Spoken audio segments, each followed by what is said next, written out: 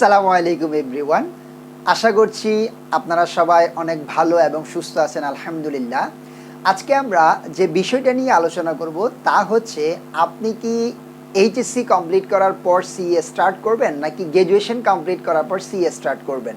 তো আজকে আমি আপনাদেরকে জানানোর চেষ্টা করব আপনি যদি এইচএসসি কমপ্লিট করার পর সিএ স্টার্ট করেন আপনি কি কি সুযোগ সুবিধা পাচ্ছেন, এবং গ্র্যাজুয়েশন কমপ্লিট করার পর যদি আপনি সিএ করেন সেক্ষেত্রে আপনি কি কি সুযোগ সুবিধাগুলো পাচ্ছেন।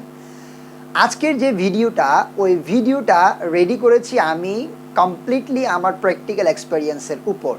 আমি আমার কিছু সিনিয়র ভাইয়ের সাথে কথা বলেছিলাম যারা সিএতে অনেকে আছেন এইচএসসি কমপ্লিট করে এসছেন, আবার অনেকে আছেন গ্র্যাজুয়েশন কমপ্লিট করে এসছেন। তাদের সাথে কথা বলে তাদের প্র্যাকটিক্যাল এক্সপেরিয়েন্স থেকে যা পেয়েছি তাই আজকে আপনাদেরকে জানানোর চেষ্টা করবো ইনশাআল্লাহ। তো আমি এই বিষয়টা আলোচনার জন্য 5টা ক্রাইটেরিয়া সিলেক্ট করেছি। ওই 5টা ক্রাইটেরিয়ার পয়েন্টের আলোকে আমি আপনাদেরকে বিষয়টা জানানোর চেষ্টা করবো ইনশাআল্লাহ। প্রথমত যে বিষয়টা বলবো সেটা হচ্ছে সিএ একটি প্রফেশনাল ডিগ্রি, অ্যান্ড আমরা জানি অনেক হাই প্রোফাইল একটি professional degree CA.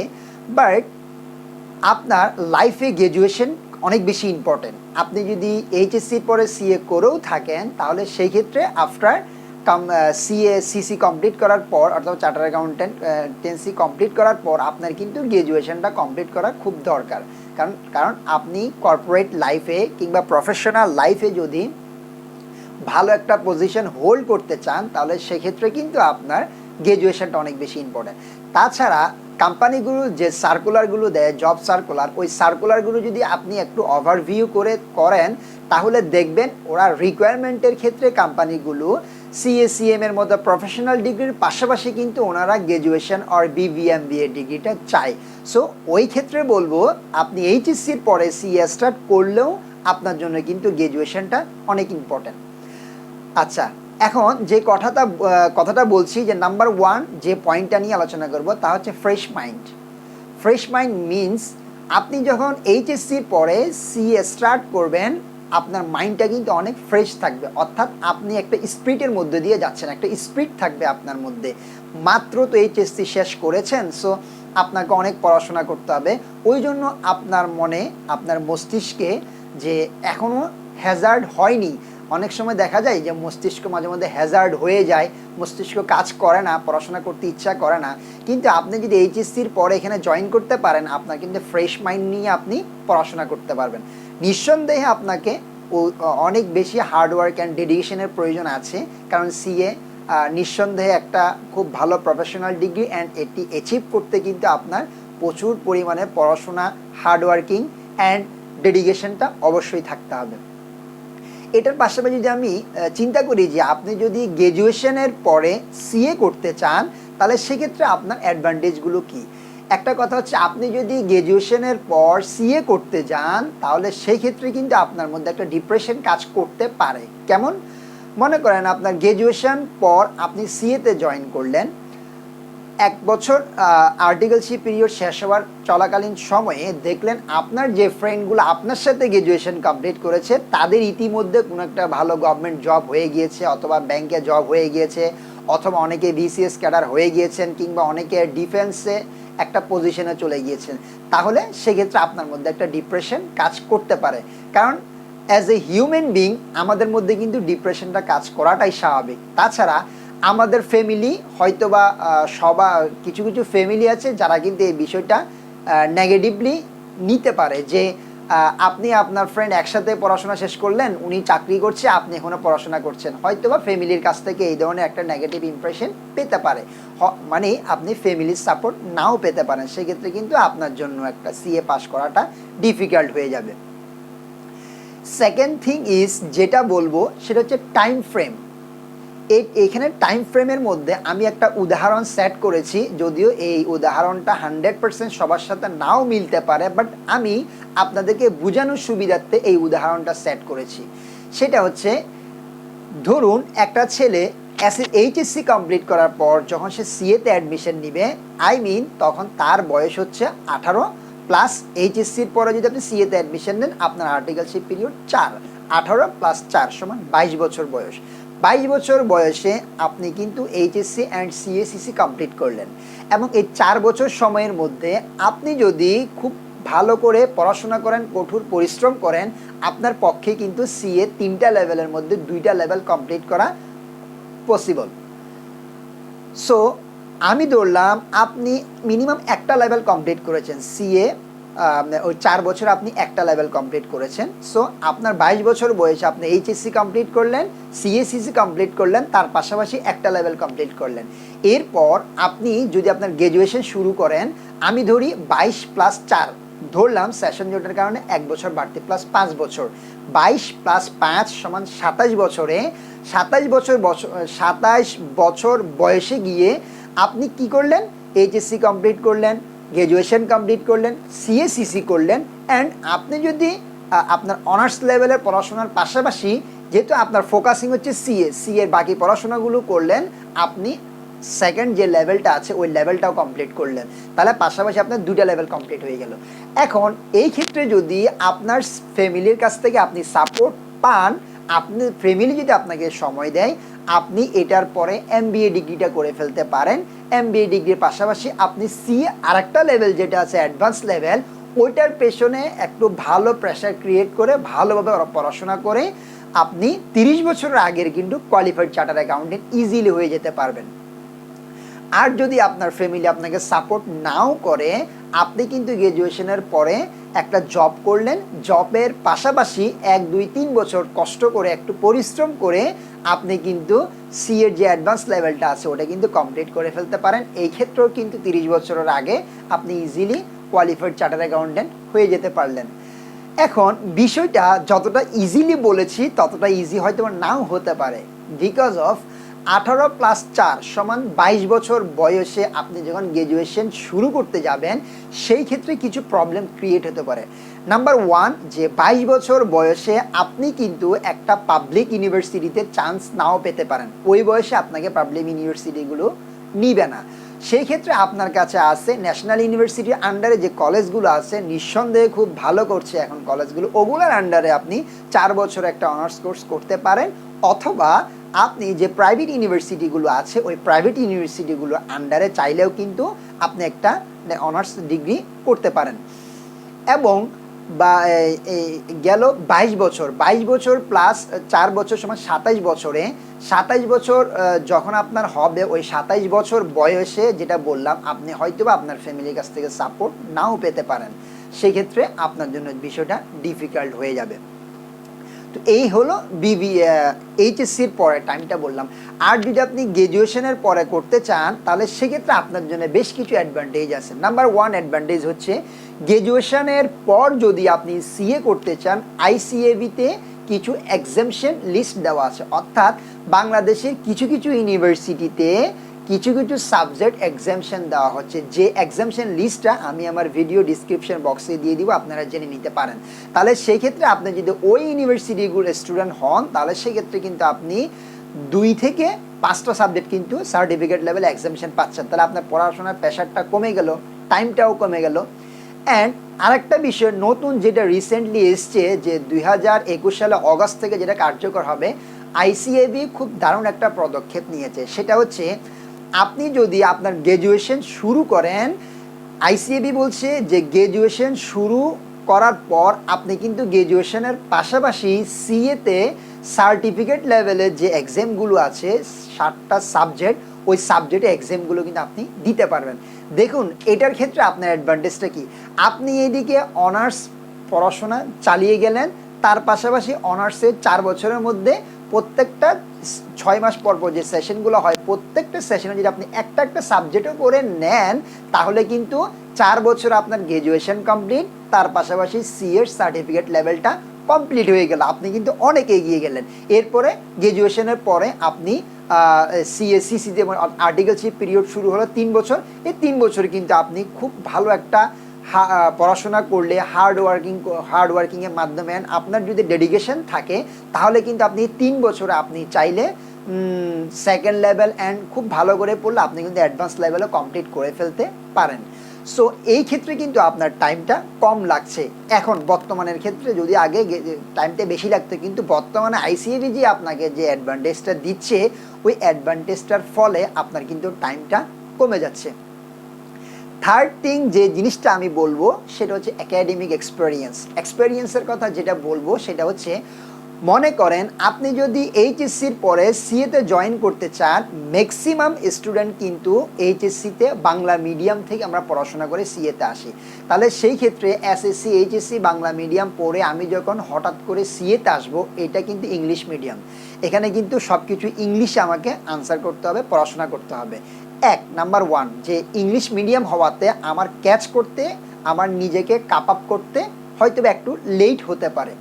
Number two যে বিষয়টা সেটা হচ্ছে যে লেখার যে মান, কোয়ালিটি, এই কোয়ালিটিটা এই সিএতে কিন্তু লেখার কোয়ালিটিটা অনেক ভালো হতে হয়।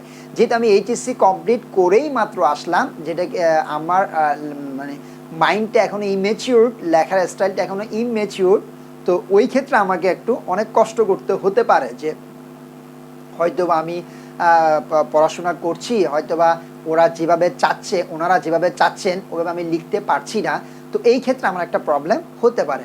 থার্ড যে প্রবলেমগুলো হতে পারে, সিএতে আমরা যে বিষয়গুলো পড়াশোনা করছি ওই বিষয়গুলো কিন্তু আজও অবধি এইচএসসি লেভেল পর্যন্ত আমি কখনো পড়িনি, সো বিষয়গুলো আমার কাছে নতুন মনে হতে পারে। আর একটা বিষয় যেটা, এইচএসসির পরে যদি আমি সিএ করতে যাই, সেক্ষেত্রে কিন্তু আমাকে নিঃসন্দেহে অনেক হার্ডওয়ার্ক করতে হয় অ্যান্ড অনেক বেশি ডেডিকেশনের দরকার হয়। আর এই ক্ষেত্রে যদি আমি অনার্স কমপ্লিট করার পরে সিএ করছি, আমি কিন্তু এই ক্ষেত্রে কিছু অ্যাডভান্টেজ পাচ্ছি। অ্যাডভান্টেজগুলো কি? অনার্সে ইংলিশ মিডিয়ামে পড়াশোনা করেছি, তো 4 বছর ইংলিশ মিডিয়ামে পড়াশোনা করতে গিয়ে আমার অনেক কিছু শিকার হয়েছে। আমার লেখার কোয়ালিটি অনেক বেশি ইমপ্রুভ হয়েছে, সেক্ষেত্রে কিন্তু আমি ইজিলি এখানে অ্যাপ্লাই করতে পারছি সেটা। নাম্বার টু, আপনি একটা জিনিস খেয়াল করবেন, সিএতে নর্মালি আমাদেরকে পড়ানো হয় accounting, finance, audit, tax, company law and IT, এই বিষয়গুলো, এই বিজনেস ইথিক্স, মার্কেটিং, এই বিষয়গুলো পড়ানো হয়। যেই বিষয়গুলো কিন্তু আমরা অনার্স লেভেলে পড়েছি, হয়তো বা অনার্স লেভেলে আমরা বেসিক আর মিডিয়াম লেভেলে পড়ছি, আর সিএতে এসে আমরা কিছু কিছু অ্যাডভান্স লেভেলে পড়ছি। সো আমি যদি মনে করি যে ইন ফিউচারে আমি সিএ পড়াশোনা করব, তাহলে সেই ক্ষেত্রে কিন্তু আমি অনার্স লাইফে থাকতেই বিবিএ সিএর যে সিলেবাসটা, কোনো একটা কারো কাছ থেকে সিলেবাসটা নিয়ে বিবিএর সিলেবাসের সাথে সিএর সিলেবাসটা ম্যাচ করে কিন্তু আমি চাইলে যদি পড়ি, সেটা আমার জন্য কিন্তু খুবই ইজি হয়ে যাবে। কারণ অনার্সের যে সাবজেক্টগুলো, ওটার সাথে সিএর সাবজেক্ট, অনেকগুলো সাবজেক্টের কিন্তু মিল আছে, হয়তো এখানে একটু বেশি করে পড়তে হয়, কিন্তু আমি যদি গ্র্যাজুয়েশন করাকালীন সময়ে যদি একটু ম্যাচ করে পড়ি, তাহলে কিন্তু আমার জন্য সিএ করতে পরবর্তীতে অনেক ইজি হয়ে যাবে বিষয়টা। থার্ড যে বিষয়গুলো যে বললাম, যে লেখার কোয়ালিটি ইমপ্রুভমেন্ট, আমার যেটা আমাকে অনেক বেশি কাজে দিবে, তাহলে এই ক্ষেত্রে কিন্তু আমি গ্র্যাজুয়েশনের ক্ষেত্রে একটা অ্যাডভান্টেজ পাচ্ছি, যেটা অনেক বেশি কাজে দিবে আমার ক্ষেত্রে। নাম্বার ফোর যে ক্রাইটেরিয়াটা আমি বলবো, পয়েন্টটা বলবো, সেটা হচ্ছে লাইন অফ ইন্টারেস্ট। এই জিনিসটা কি? আপনি এইচএসসি পরে সিএ করতে চাচ্ছেন, বিকজ অফ বিষয়টা এমন হতে পারে যে আপনার কোনো রিলেটিভ সিএ পড়াশোনা করছে, চার্টার্ড অ্যাকাউন্টেন্ট হয়ে গিয়েছে, আপনার কোনো টিচারের কাছ থেকে আপনি সিএ সম্পর্কে জেনেছেন, হয়তো বা আপনার পাশের কোনো রিলেটিভের কাছ থেকে আপনি সিএ সম্পর্কে জেনেছেন। সো আপনার জানাশোনা, আপনি বুঝলেন যে সিএ অনেক গুড একটা প্রফেশন, অনেক লুক্রেটিভ একটা প্রফেশন, যেটা কমপ্লিট করলে নর্মালি আমরা যেটা বুঝি যে খুব হাই একটা স্যালারিতে আমরা জব করতে পারবো, আমাদের লাইফটা অনেক স্ট্যান্ডার্ড লাইফ লিড করতে পারবো। সো আমার জানাশোনা কিন্তু এই সেক্টরের মধ্যে সীমাবদ্ধ, আমি কিন্তু অন্য কিছু সম্পর্কে জানতে পারছি না। কিন্তু সিএর পাশাপাশি যে অনেকগুলো প্রফেশনাল ডিগ্রি আছে কিংবা কেরিয়ার আছে, এটা হয়তো বা আমরা এইচএসসি লেভেলে অনেকে হয়তো বা জানি না। যখন আপনি অনার্স কমপ্লিট করে সিএতে যাওয়ার চেষ্টা করবেন, অনার্স লেভেলে থাকতে আমার একটা ভিডিও আছে যে অনার্স লেভেলে আপনি কি কি কাজ করবেন, সেখানে আমি বলেছি যে কো কারিকুলার অ্যাক্টিভিটিস যেগুলো আছে, এই জিনিসগুলো কিন্তু আপনাকে মনোযোগ দিতে হবে।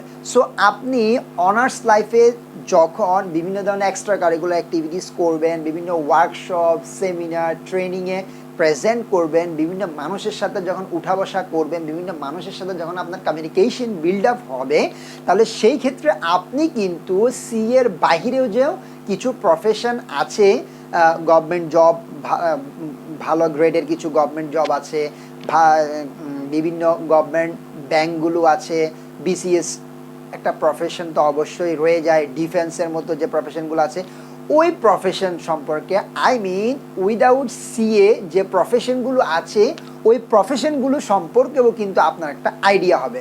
তাহলে সেই ক্ষেত্রে আপনার লাইন অফ ইন্টারেস্টটা বেড়ে যাবে, আপনার কিন্তু আপনার কেরিয়ারের পাথ সিলেকশনে প্রসেসটা বেড়ে যাবে। আপনি কিন্তু অনেকগুলো অপশন পাবেন যে আপনি কোন সেক্টরে কেরিয়ার করতে চাচ্ছেন, এটা আপনি পেয়ে গেলেন। কিন্তু আপনি যদি এইচএসসির পরে শুরু করেন তাহলে আপনার এই ইন্টারেস্টটা থাকলো না, কিংবা আপনি যদি গ্র্যাজুয়েশনের পরে যদি শুরু করেন তাহলে আপনার লাইন অফ ইন্টারেস্ট, আপনি কোন সেক্টরে ভালো করতে পারবেন, কোন সেক্টরে কাজ করলে আপনার পছন্দ হয়, ভালো লাগে, ওই জিনিসগুলো কিন্তু আপনি বুঝতে পারবেন, যেটাকে আমরা লাইন অফ ইন্টারেস্ট বলছি। তো এটা আর একটা ইম্পর্টেন্ট বিষয়।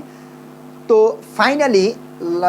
ফাইনালি যে বিষয়টা পড়বো 5 নাম্বার যে পয়েন্ট, সেটা হচ্ছে সিএ এইচএসসির পরে সিএতে এন্ট্রি করার ক্রাইটেরিয়াটা কি এবং আমাদের আর্টিকেলশিপ পিরিয়ড কেমন।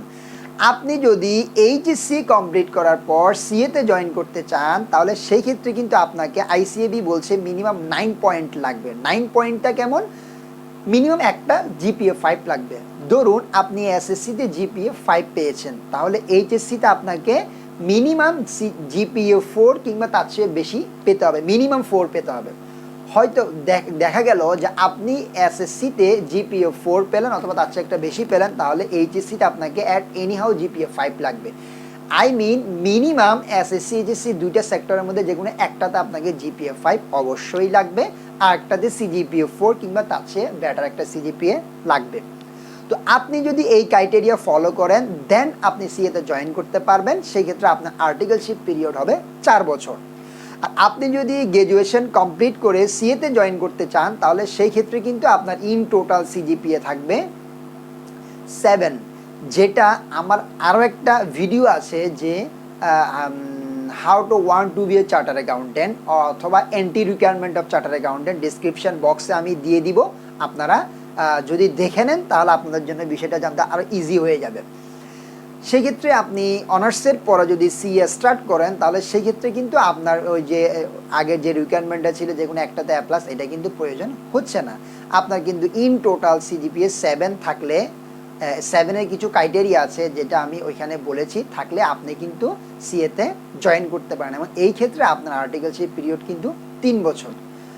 সো ফাইনালি আমি আপনাদেরকে যেটা বলবো আমার মতামত কি, সেটা হচ্ছে নাম্বার 1, আপনি যদি মনে করেন যে অ্যাট এনি হাউ আপনাকে চার্টার অ্যাকাউন্টেন্ট হতেই হবে, আপনি হার্ড ওয়ার্ক করতে চাচ্ছেন, আপনার ডেডিকেশন লেভেল অনেক উপরে, অর্থাৎ আপনি চিন্তা করছেন যেভাবে হোক আমাকে চার্টার অ্যাকাউন্টেন্ট হতেই হবে, তাহলে সেই ক্ষেত্রে আপনি এইচএসসির পরে সিএতে জয়েন করতে পারেন। তবে বিষয়টা ভেরি সেন্সিটিভ। এইচএসসির পরে যদি আপনি সিএতে জয়েন করেন, হয়তো বা আপনি যখন সিএর পড়াশোনাগুলো পড়বেন হয়তো ইম্যাচিউরিটির কারণে একটা সময় গিয়ে হয়তো আপনি হুচুট খেতে পারেন, অথবা আপনার মন হয়তো বা সাই নাও দিতে পারে যে এত কঠিন পড়াশোনা। তো ওই জন্য বারবার আমি বলছি যে চিন্তা ভাবনা করে আপনার ক্যালিবার আছে কিনা, আপনি পারবেন কিনা, ওইটা ভেবে আপনার ফ্যামিলি সাপোর্ট করছে কিনা, আপনাকে ফ্যামিলি সাপোর্ট পাচ্ছেন কিনা, এটা দেখে আপনি এইচএসসির পরে সিএটা জয়েন করবেন। আর বর্তমান পরিস্থিতিতে এই যে আইসিএবি থেকে যে নতুন যে সার্কুলারটা আসছে, এই সার্কুলারটা আসার পর আমি পার্সোনালি আমি আপনাকে বলবো, মানে আমার পার্সপেক্টিভস হচ্ছে এটা, গ্র্যাজুয়েশনের পরে সিএতে জয়েন করা বেটার। কারণ আপনি যখন গ্র্যাজুয়েশন করবেন, গ্র্যাজুয়েশনের সময় কিন্তু আপনি আইসিএভিতে পরীক্ষা দিতে পারছেন সার্টিফিকেট লেভেলে। সো আপনি যদি একটু ভালো করে গ্র্যাজুয়েশনে পড়াশোনা করেন সিএ সিলেবাসের সাথে ম্যাচ করে, যেটা আমি কিছুক্ষণ আগে যেটা বললাম, সিএর সিলেবাসের সাথে ম্যাচ করে আপনি একসাথে পড়ে নিলেন, তার পাশাপাশি আপনি প্রতি বছর আইসিএভি সার্টিফিকেট লেভেলে একটা করে যদি পরীক্ষাও দেন, ইজিলি 4 বছরে আপনার 8টা সেমিস্টার থাকে, ওই 8টা সেমিস্টারে ইজিলি আপনি 7টা সাবজেক্ট ইজিলি কমপ্লিট করে ফেলতে পারবেন। এরপরে আপনার গ্র্যাজুয়েশনও কমপ্লিট, সিএসিসিও সিএ সার্টিফিকেট লেভেলও কমপ্লিট হয়ে গেল। এরপর আপনি সিএ আর্টিকেলশিপ পিরিয়ড শুরু করবেন। এই আর্টিকেলশিপ পিরিয়ড 3 বছর 3.5 বছর সময়ে আপনি একটু পরিশ্রম করলে কিন্তু আপনি সেকেন্ড লেভেল যেটা আছে সেটা কমপ্লিট করতে পারেন, এবং আরও একটু যদি বেশি পরিশ্রম করেন আপনি কিন্তু সিসি লাইফ চলাকালীন সময় চার্টার্ড অ্যাকাউন্টেন্ট হয়ে যেতে পারেন। যারা অনেকেই আছেন যারা কিন্তু সিসি লাইফে চার্টার্ড অ্যাকাউন্টেন্ট হয়েছেন। তো আশা করছি আমার এই ইনফরমেশনগুলো আপনাদের কাজে দিবে। এর মধ্যেও যদি আপনারা কোনো কিছু বুঝতে অসুবিধা হয় তাহলে অবশ্যই আমাকে কমেন্ট করে জানাবেন। ইনশাআল্লাহ আমি চেষ্টা করব আপনাদেরকে সর্বোচ্চ সাপোর্ট করার জন্য। সবাই ভালো থাকবেন, সুস্থ থাকবেন। আসসালামু আলাইকুম ওয়া রাহমাতুল্লাহি ওয়া বারাকাতুহু।